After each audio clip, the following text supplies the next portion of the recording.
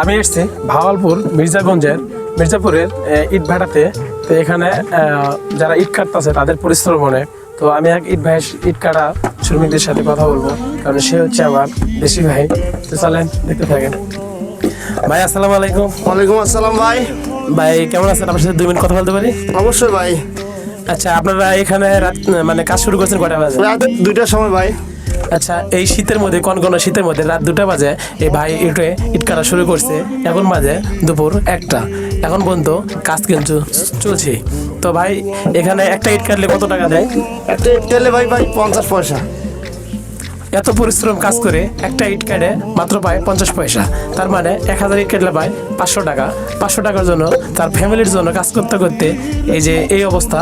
তো আমরা যারা আছি, যে ইট ভাটা শ্রমিকদের যারা অমূল্যায়ন করি, তাদের বলতে চাই ভাই এখানে অনেক পরিশ্রম। যারা কাজ করে তারাই বোঝে একজন পুরুষ মানুষ তার ফ্যামিলির জন্য কত কিছু না ত্যাগ স্বীকার করতে পারে। হ্যাঁ ভাই, এটাই হচ্ছে আমরা পুরুষ মানুষ।